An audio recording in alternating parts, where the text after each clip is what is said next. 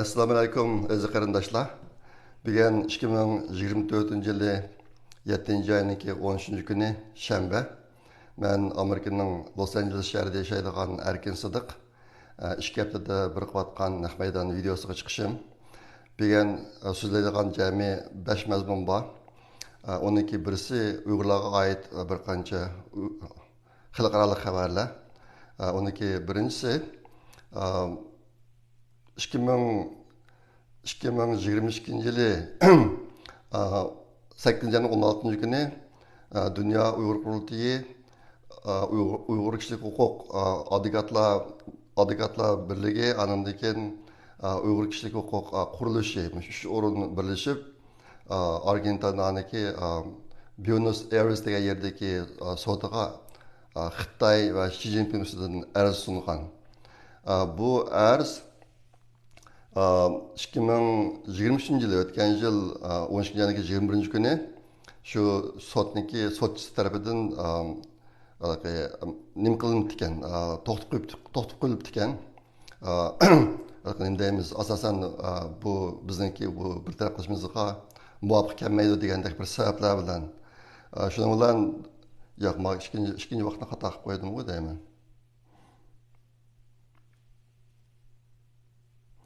Onu şu qilgandiki to'xtatib ketdi ekan, andan keyin 2023 yılı 21 dekabr bu Dünya Kurultayı qatorliq o'rinlar bu nimani arzni qayta yo'llabdi. Va nimaga?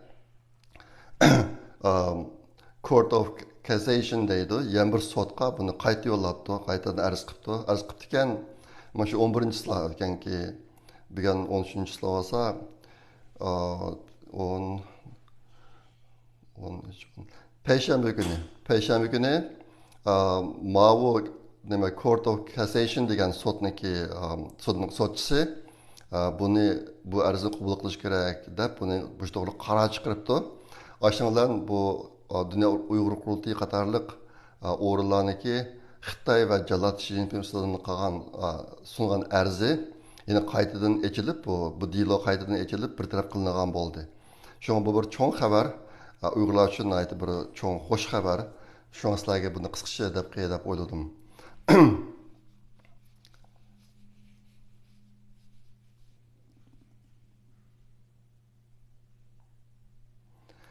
İkinci xabar nimedeki Xitoy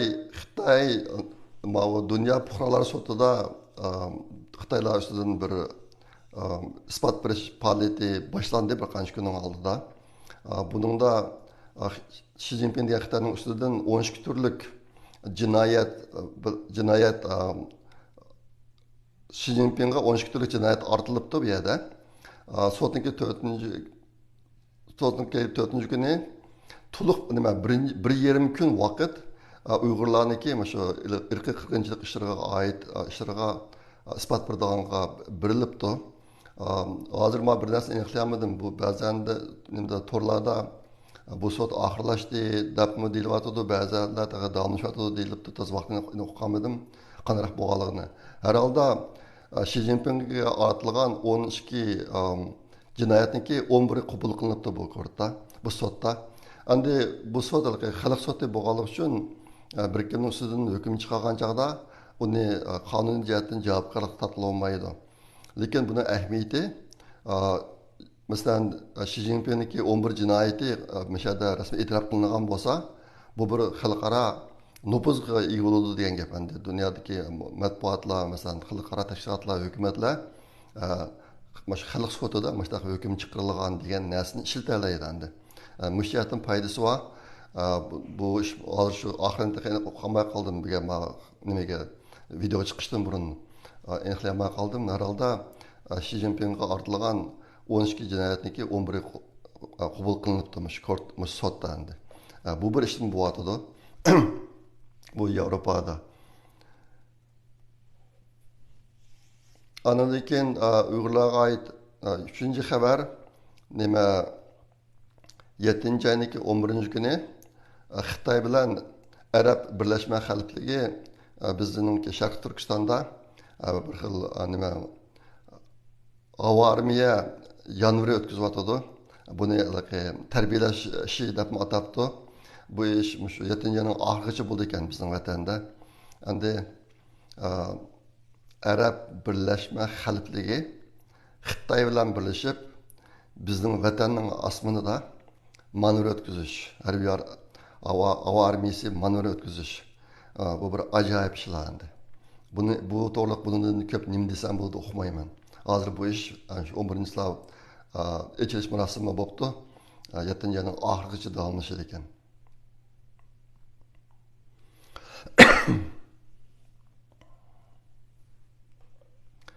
Nima o'tgangi videoda maslaga Parker degan angliyalik apandimniki Xitoy to'g'riliq o'tirib qo'ygan farazlarning ichida Tibet, Hong Kongni tilga ilib, Uyg'urlarni tilga olmaganligini degandim oldingi videoda. Buni anglagan bir qarindishimiz shu Parker apandim haftada bir qatim video chiqardi degan, mana o'xshamagan ishlar to'g'riliq farazlarni o'tirib qo'yib bir qarindishimiz bir videoni o'tibdi. U video 3-oyda so'zlagan leksiya ekan. Men o'tganda tilga olganim 4-oyning 30-kundagi video edi. Bu 3-oyda so'zlagan video ekan. 3-oyda so'zlagan videoda Uyg'urlarni rus tiliga olibdi. Men u odamniki shu videosiniki bizga munosabatli qismini kesib, buni Facebookga chiqarib qo'ydim. 4000 ga yaqin odam ko'rdi uni. Uningda aniq topdi. Xitoyning iqtisodi biz burun faraz qilmagan darajada intayin tez nacharlashyotdi. Aştaq boğaşqa, şu pat yaqında, bu yıl bo'lmasimi kelar yil yoki undagi yil bo'lamdi. Chiqib Xitoyda bir cho'ng portlash darajadagi o'zgarish bo'ladi. Aştaq bo'lsa, Uyg'urga o'xshash millatlar mustaqil bo'lib ketish mumkin degan narsa o'tirib qo'yibdi. Aniq topdi bu qatim. O videoni chiqarib qo'ydim, shu ma'ni tilib qo'ydim. Ikki video aslida bir video emas ekan, men o'tgan qatim tilga olganim 4-yilning 30-kundagi, bu 3-oydagi video ekan.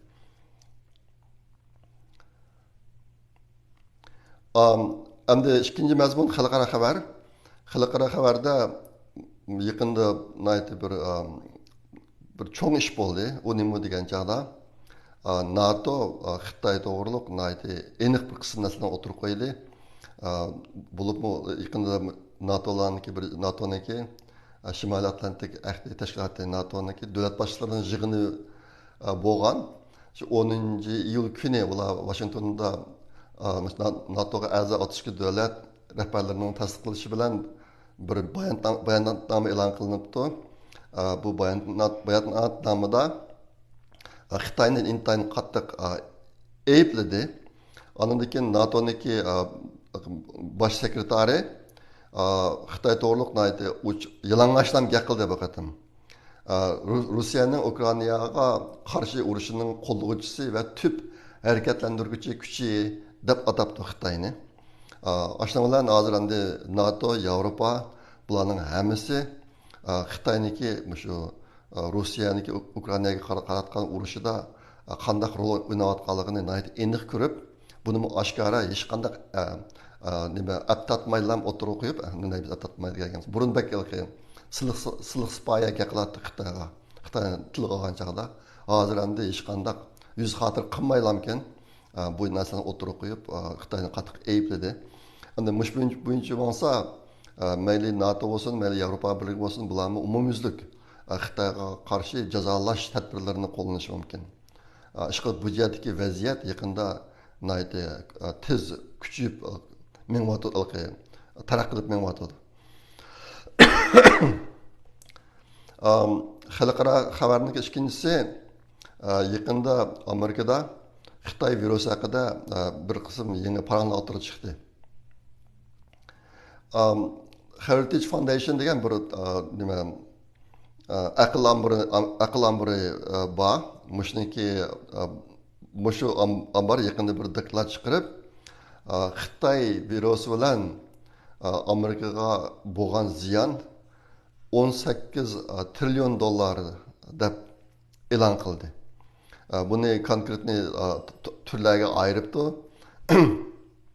Masalan, 8.16 trillion dollarlik o'lib ketish bo'ldi debdi. Amerikada 1 milliondan qadar o'lib ketdi chog'da. Aşnaq türlərə ayırıb, aşnaq nəsini qıptı oturup qoyubdu. Hazır endi yaqında mush jihatda Amerikada biraz gaplar kuchayyapti. Gaplar kuchayyapti. Endi mau Xitoy virusi haqida Amerika hukumati Xitoy hukumati ustidan az qilolmaydi. Lekin hozir Xitoy fuqarolarini o'ziga mana shu Xitoy virusi tufaylidan kelgan ziyonlar haqida Xitoy hukumati ustidan arz qilish bu jihatlarda mushtaq qilib bo'ldiganlar haqida paranglar bor. Bu jihatdagi ishlar buni keyin qanday bo'ladi, buni keyin ahvolga qarab baxsak bo'ladi. Ish qilib Amerika mushtaq bir yakuni chiqadi. Xitoyniki Xitoy virusidan Amerikaga kelgan ziyon, iqtisodiy ziyon 18 trillion dollar deb. Hozir meniki bilishimcha Amerikaniki davlat qarzi 34 trillion dollar. Mavu yerimidan ko'proq to'g'ri keldi degan gap endi. Shunga bu jihatdagi ishlarni bundan keyin biroz qisqa qo'ldandi, qanday qaysi taraf qildi. Anandan keyin xalqaro xabarniki yana birisi hozir Amerikada biz hammamiz biladigan Govingui degan Xitoy Amerika sotida sotlanyapti hozir. Texi onun to'g'ri hukm chiqamidi, sotlanish boshlandi yaqinda. Bu nihoyatda bir qiziqarli tim bo'lyapti Amerikada. Yana bir narsa Trump Amerikadagi prezident vaqtida 2017-yili agar bir favqulodda ishlar bo'lib qolsa, Beijingni bombardimon qilish aeroplan bilan ashta planlarini tuzib, uni biroz shu planlarni ijro qilishniki bir qism tadbirlarni qo'llangan ekan. Masalanga Amerikadan Yaponiyadagi Misawa aeroplan bazasida Misawa havo armiyasi bazasida F-35A tipliq yani biyim bor ekan, ashta aeroplanlar bor ekan. Bu hozirgi eng ilg'or aeroplanlar ekan. Mushtaq planlarni tuzib shu yerlarga shu aeroplanlarni opirib qo'yib degandek ashani boshlagan ekan 2017-yili. Yaqinda yeni ko'paytirdi bu aeroplanlar sonini. Bu Misawa harbiy armiya bazasi Tayvanga qaraganda Beijingga yaqinroq ekan. Xaritadan qarasanglar Beijingga yaqinroq ekan. Shunga bu yerga hozir aeroplanlarni ko'paytirib qilishi ba'zi analizlarning deyishicha bu Trumpniki Beijingni bombardimon qilish planiniki texmo yangi taraqqiyotni deb qarayotibdi ba'zi analizchilar. Shunga bu biroz qiziq tema bo'ldi. Men alqi mushto'g'riliq Xitoycha xabarniki videosini Facebookga chiqarib qo'yman, ko'rib baxsanglar bo'ladi. Unda ko'p uchurlar bor endi.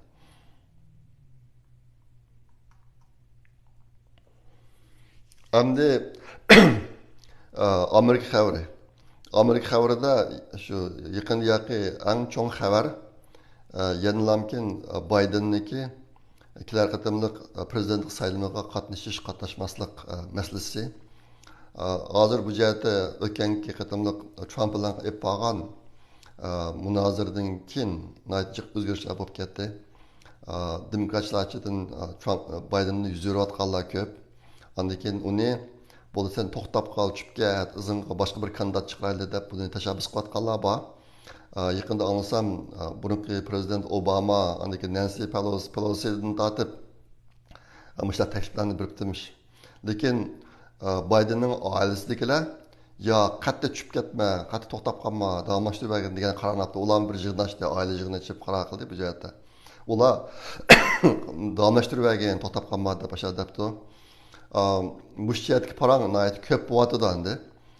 Tunugun biga 13 tunugun 12-chilar tunugun Baydenniki bir nima muxbirlar yig'ini bo'ldi. Bayden bir muxbirlar yig'ini ichib shunga so'zladi. Bu qatimki yig'inda qolgan so'zlari o'tgangidan sal yaxshiroq. Endi sal yaxshiroq degan chog'da men o'tgangi munozirada Baydenga 20 numar bergan. Bu qatim 30 numar berishi mumkin agar ma'lum bo'lib numar qo'yadigan ish bo'lsa. Sal yaxshiroq, lekin yeni taqatuqi gaplari aytdi ko'p. O'zing gapinda qolmay. Bu qatim nimeniki Ukrainaniki prezidenti Zelenskiy deyman deb Ukrainaniki prezidenti Putin da aytdi bir qatim. Andan keyin bir muxbir nima Sizningcha izimga muavin prezident bo'la olamdi deb asrab bir savol so'rasa, muavin prezident Trump prezident bo'lishga layoqatli emas deb Kamala Harrisning o'rniga Trumpni da'vatdi. Mushunga o'xshash taqqa-tuqqi gaplarni aytib ko'p endi. Odam bak hayron qoladigan narsa, Amerika qandaq bo'lib mustaq bir prezidentning qo'lida hozirgacha minib kelgandi deb o'ylab qoldi odam. O'tganda dedim, hamda bir andisha odamning boshiga kelgan. Zodi Amerikani kim boshqaryapti?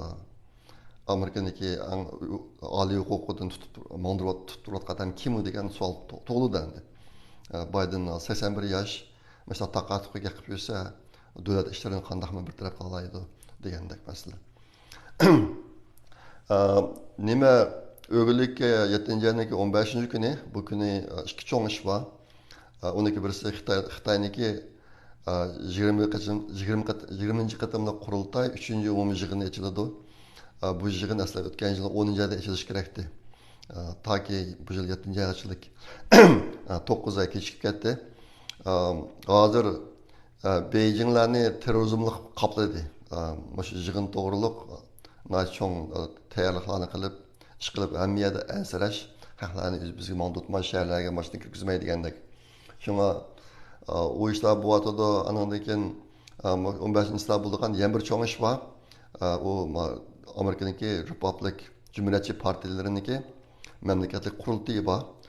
Bu qurultiyda prezidentlik kishiniki prezident kandidatini rasmiy kandidat ustida qaror oladi endi. Ashta bo'lganda Trump rasmiy kandidat bo'ldi, prezidentlik kandidat bo'ldi. Bularning başta bir rasmiy tuvakan ashta qildi ekan. Demokratlarniki memleketlik qurultiyi 8-yaniki 19-kundan 22-kungacha bo'ldi ekan. Hozir endi shu Cumhuriyetçilarniki qurultiyda muavin prezident bo'lgan odamni e'lon qildi ekan Trump. O'zi rasmiy kandidat bo'lib bo'lgandan keyin muavin prezident bo'lgan odamni e'lon qildi ekan. Hozir kishilarniki farzicha buning 3 nomzod bor deydi. Bular rasmiy nomzod emas. Masalan, nima Cumhuriyetçi partiyalar o'tirib qo'ygan nomzod emas, kishilar tahlil qilib yurib chiqargan bir xil faraz endi. Uniki birinchisi Floridaniki senatori Mike Rubio. Bu kishi pek isladam. Uyg'urlarga nayt qattiq istash qildigan, Uyg'urlarni pek qo'llaydigan, nayt qobiliyati bor odam endi. Men mushadan chiqib qolsa deb pek orzu qilaman. Ikkinchisi qolgan ikkisini biz ancha pek tunib ketmaydigan odamlar ekan. Ikkinchisi Ohio'niki bir yangidan bo'lgan senatori James David Vance deydi degan kishi ekan. Uchinchisi North Dakota degan shtatniki shtat boshlig'i Douglas James Burgun deydi, Burgum. Bu odam o'tganda Cumhuriyetçiler Partiyasining ishdan chiqqan prezidentlik nomzodlarniki birisi bo'lib saylamga raqobat qatnashgan odam u. Mush odamning ehtimolligimi bor deydi. Jami 3 odam shu odamlardan birisi bo'ldi deydi. Buni ikkilarabda bilamiz biz. Ondan keyin Amerika xabariniki davomi. Amerikaniki hozirgi speaker deymiz, 3-darajalik o'qitib turayotgan kishi. Nima Avam palatasiniki bayonotchisi rasmiy vazifasi shundoq, ammo o'quvchida 3 o'rinda turdi. Prezident, muavin prezidentdan keyin 3 o'rinda turdi. Johnson degan kishi yaqinda bir planni o'tirib qo'ydi. Shu yilning oxirigacha Xitoy hokimiyatiga qarshi taqabul turishniki bir qator qonuniy tadbirlarni o'tirg'i chiqarganligini o'tirib qo'ydi. Endi hozir umumyuzlik ahvol Amerika, albatta degandek NATO, Yevropa hammasi Xitoyniki haqiqiy avtobashirsini tunib yetyapti. Qanchalik razil hokimiyat ekanligini, mushtaq bo'lishida Uyg'urlarning beshiga kelgan kulfat, zulm, irqiy qirg'inchilikning cho'ng to'pisi bor. Amerika jana oxirigacha Xitoy hokimiyatiga taqabul turishning bir qism qonuniy tadbirlarini o'tirib chiqarmoqchi ekan. Buni shu Jonson degan kishi e'lon qildi yaqinda. Endi 4-chi mazmun bo'lgan so'zlaydigan Xitoy xabari. Xitoyning ichida yaqinda cho'roq bo'lgan bir xabar, bir muxbir shu nima sanoat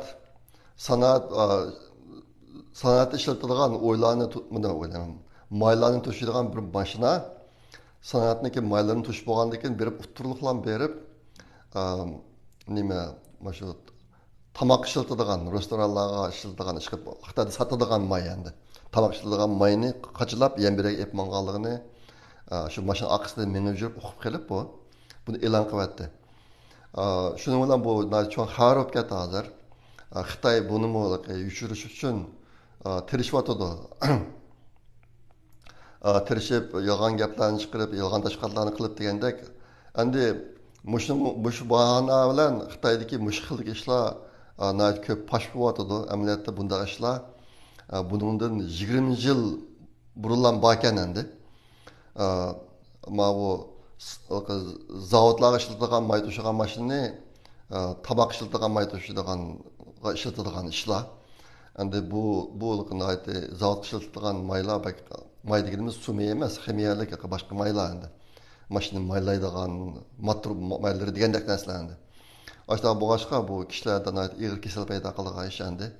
Shunga ajoyib bir vahshiy ishlar pash bo'lib ketdi yaqinda mushiniki bahanasi bilan.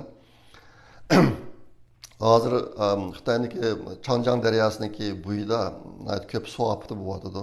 Daryo teshib ketib, nacha o'lkalardan tanglamkin.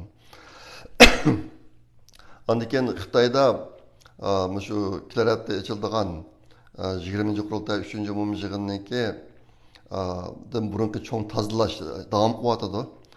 Yaqinda Xi Jinping yana bir qancha cho'ng amaldorlarni tutdi. Bo'libmi hozirgi umumiylik ahvolga qaragan chog'da Deng Xiaoping'niki uyidagi tuqqanlarini, Deng Xiaoping, Jiang Zemin mushlarniki navrlarini tozalash ishlarini qilayotganda qiladi. Bu jihatda nurg'un ishlar yuz beryapti hozir to'xtamaydi. Ishlar yuz beryapti. Undan keyin Xitoydagi iqtisodiy chekinish ig'ir ishsiz bo'libmi bu yil o'qish bitigan oliy maktab o'quvchilariniki 45%ga xizmat yo'q ekan. Bu xizmatsiz qolib qolgan o'quvchilarning soni bakchiq, yoshlarning soni Xitoyda necha 10 millionlarga bordi endi. Ashta boshqa Xitoyda hozir ahvol intayin nacharlashib ketyapti davomli. Shu 2 hafta ichida o'zini o'ltirib olganlardan 60-ga qadar bor ekan. Bu e'lon qilinadi endi. Huquq torlarga chiqargan xabarlar, to'g'ri chiqmagan qancha ahvollar bor qo'llanmaydi. Hozir Xitoyda umumiylik iqtisodiyotda bir xil vahima paydo bo'lyapti endi.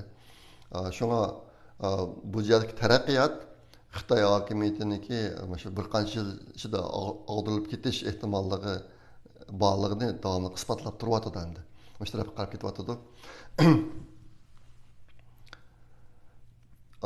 Yaqinda Xi Jinping necha kun oldida bir Xitoyni Shanjiang degan darajaga o'stirib shu bir marosim ochdi.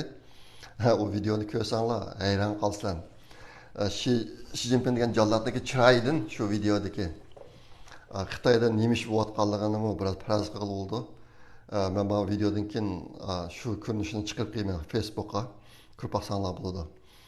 Bir odamni Shanjiangga o'stiribdi. Yaqinda O'zbekiston nechadan tutib qo'lga ketdi. Nima davlat mudofaa ministri bo'lgan ikki odamni burun sobiq ministerdan birini hozirgi ministr har ikkisi bularni shu Shanjianglar ekan. Bularning hammasini vazifasini etashyapti. Xitoyda bu jihatdagi o'yin mana oliy darajadagi rahbarlarni tutish o'yinlari o'ziga bo'lib Xi Jinping o'ziga sodiq emas odamlarni tutish o'yinlari davomlashyapti. Bu shuniki bir ko'rinishi alan tutib birisini o'stirgan bir ahvol endi.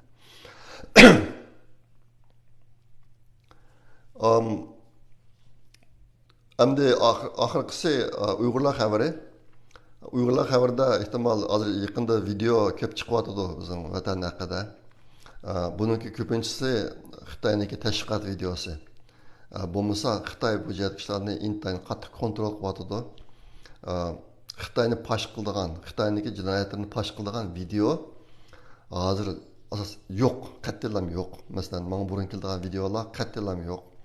Menga video o'rgatadigan yoki boshqa xabarlarni o'rgatadiganlarning hammasi yo'qolib ketdi hozir. Shunga ijtimoiy tarmoqlarga chiqayotgan videolar bu Xitoylar yo'l qo'ygan videolar ko'pinchisi. O'ziniki jinoyatlarini oqlaydigan ashta tariqadagi videolar. Shularning ichidagi menga eng qattiq ta'sir qilgan birisi bu yil Uyg'urlar terib o'stirgan yemish, qug'un tavus, üzüm, intayin mo'l, ko'chalarda sotqila chiqqan shu qug'un tavuzlar harva traktorlarda qatori tizilib ketgan, oldiga odam yo'q. Andagi etizliqqa dulinib ketgan tavuzlar, uni o'sha turib sezib ketayotgan mushta ahvollar, ashta videolar ko'p ko'rdim men yaqinda. Men yaqinlar bilan paranjishmoqdan bu nima bunday bo'ldi deb boshladi desam, hozir Uyghur dehqonlariniki Uyghur dehqonlar teriydigan yerlarga nima terishni hukumat belgilab berdi ekan. O'zlari xohlagancha teriyolmay ekan endi.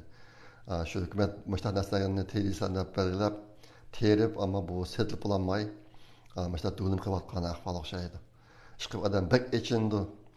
Men bu zaman beg'ida ancha-muncha bir narsa teriyman endi. Bu burun qug'un tavuzini terib baqqan. Ammo birasini bir cho'ng tamag'anda mo'tizliklarni ko'rib nimaga o'xshab ketgan emishlar deb ishim silib ketdi. Shu qilib dehqonlarga kun bo'libdi. Bir qism ba'zi videolarda deyilishicha, ba'zi bir qism kishilar bu emishlarni ishkir olib ketdi tavuzni. Ishkir olib lekin chiqimini to'layolmayapti.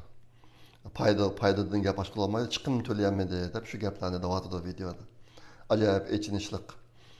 Yemishni oldiga odam yo'q. Hozir endi yana bir video yaqinda ko'proq chiqayotgan shu vatanga ketib yetib borgan Urumchilik aydimlarga yetib borgan kishilarning videolari endi vatandan chetlab chiqayotgan boshqa ahvollar jiq. Bu asosan Xitoyning tashviqoti. Xitoy bulardan butlay tashviqot uchun foydalanyotdi.